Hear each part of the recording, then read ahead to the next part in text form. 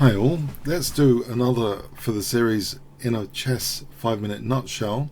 So this was Adams against Alexandre Vuilleumier. So this is in the Gibraltar tournament of round 1. C4, the English opening by the Englishman Michael Adams. He used to play E4, but both him and Short have moved to the English opening. G3, H6, Bishop G2, Knight F6, Knight C3, Bishop B4, Knight F3, not minding the doubling of pawns. In fact, black does that. Some structural damage, you might think. Both sides now castle.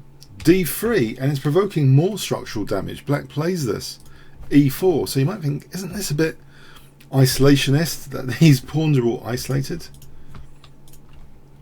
But there's a powerful move here played by Adams. Knight D4.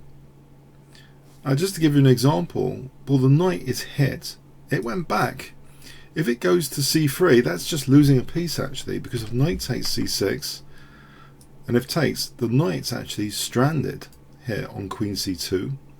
It's pretty much stranded. So in fact, the knight goes back.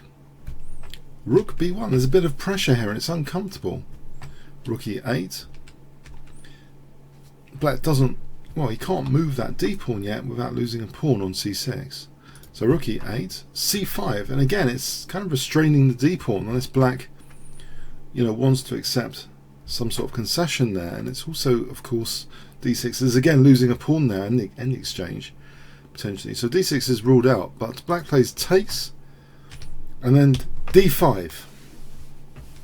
But look at White's pawn structure being repaired. It's not so bad now. Bishop F4, White has the bishop pair, basically. The upshot of what's happened. D5, Queen B3, Queen D3, putting pressure.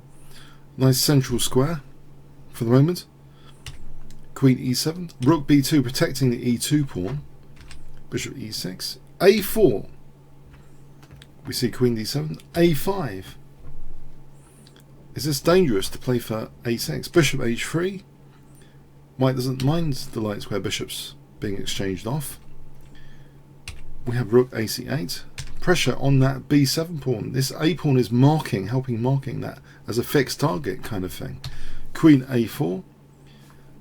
Allowing B7 to drop, and it's a rook on the 7th, sometimes called a pig on the 7th by many people, including grandmasters like Larry Christensen. There's a pig on the 7th here. Not yet. There's no knight on F5 or knight F5, but there's a pig on the 7th. And in fact, with the pig on the 7th, it's dangerous. Bishop E5, threatening a terrible structural damage. Knight G4, but now Queen F5, threatening to mate black.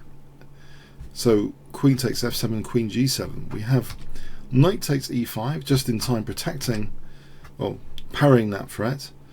But here it's very tricky. Rook C7 is played. It's very, very tricky. Rook B8 first. Queen A4 trying to hold on to the rook. But now E6 here. It's quite a murderous little tactical idea, this E6 here. D4 was played. Now if takes, check, using that pin, King F8. And here Rook 1 to B4 is actually probably the most incisive. So that is very, very dangerous for Rook F4. If takes, Rook takes E8 is mate. So that's totally end of black's king safety then. It's a double attack. So that's just not possible to take. So D4 was played. But now Michael Adams plays a crushing tactical blow at move 29. Can you spot it? If I give you 5 seconds. Okay, Rook 1 to B5. It's a disconnection tactic. So threatening Rook takes E8. There's no defense here. If we go back, Rook takes F8 is probably the most incisive. And then Rook B8 check. The Queen would have to go back, so losing heavy material. Or if here, it's like terrible, it's doom. It's actually a forced checkmate to chase the king here. And it's a disaster. So yeah, a crushing game from Adams. Hope you enjoyed it. Comments, questions, likes appreciated. Thanks very much.